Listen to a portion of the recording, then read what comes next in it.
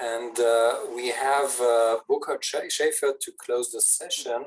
I loved your comment on death as a radical context collapse, which I think sort of ties up many of the discussions that we have had about memory and forgetting and continuity, etc. So, Burkhard, please. Yeah, thanks a lot for your kind words. What fascinated me, and I think this is a typical problem with the law, that also came through some of the comments already, is that it tends to crystallize a problem in a sort of bipolar relation between a claimant and as a respondent. So it's always a sort of two-party interests that are adjudicated. And as some already pointed out, that very often leaves out quite a number of stakeholders simply by the way the law cuts out the problem from its context. And that means that very often we frame this question of privacy rights, of property rights in our digital assets as a conflict between either the deceased or the relatives, and then the platform, for instance. And as some others already pointed out, when it comes to memory, the sort of collective remembering and the interests as a society to know about our past can, in that process, get often lost. And I was really struck when I, in a totally different context, read a biography of Charles Dickens, and in particular how he reacted shortly before he died to the fear that his letters might be misused or misunderstood and misrepresented. So he went essentially on a destructive spree, destroying everything he could lay his hands out, burning letters, burning his diaries, and so on and so forth. Most of that, probably, I mean, that's just a theory.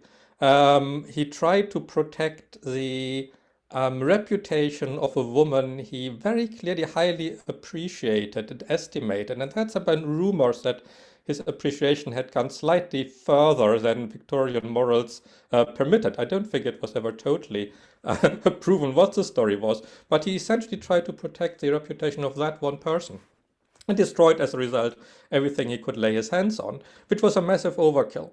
And if you think about us now, we would love to learn more about him. I mean, one of the most important writers in the English language. It would be a great treasure trove to get access to that information.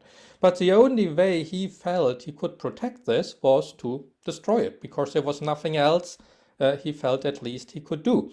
And the quotes I gave in the presentation, just to repeat that quickly, is they sent up a smoke like the genie when he got out of the casket on the seashore, and it was an exquisite day when I began, and I read very heavily when I finished. I suspect my correspondence of having overcast the face of the heavens. And I was shocked by the misuse of private letters of public men. That was his fear, the misuse of private letters of public men. So I'm just wondering, does our law give people the wrong incentives? Does it force them to be overly protective, to destroy more than they would actually need, just because there's little else that they can do? So that would be one of my questions here. How can we use either the law or technology, for that matter, to allow a more selective passing on of information that doesn't result in this sort of wholesale destruction? I found a couple of other examples, and if you have more, I would love to hear them. I tried to find one of a famous scientist whose diaries and letters had been burned by his wife directly after his death, because she was so worried about his reputation, and that there was things in there that she was worried would get into the open. But there are other examples, Lord Byron's diaries, another famous example there. So that would be for me the challenge. How can we give an incentive structure that permits people to pass on private information about themselves for future generations without that fear of it getting misused in a harmful way to their friends? One of the problems we have there is about the mechanism. And again, that was something that came up in a couple of the other talks already. And as Michael said, that is really difficult then for the law to get the right type of remedy, even if we have a data trust, even if we have some other agency acting on behalf of the deceased. One of the necessary consequences seems to be that at least at one point, all the information that person has is collected at that choke point. And that might already be too much for many people to find acceptable. That's why I refer to this idea of context collapse. We normally try to curate our digital identities very careful to speak in different voices to different audiences. But once we are dead, at some point there's someone who then probably will get all of that together before they make a disposition what to do with the rest. So that is, I think, from my perspective, simply the two challenges that both law and potentially technology faces.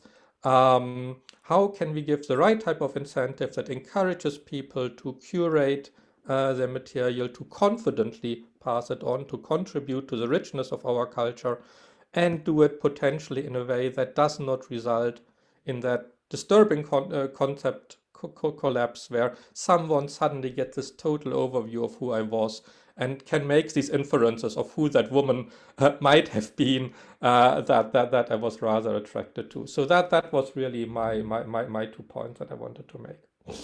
Fantastic. I think it ties nicely the issue of continuity.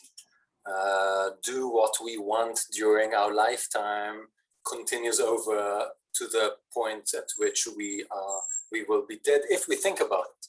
Most people don't think about it, but Dickens did and others did, but I'm not sure how many people on High Street think about these issues every day.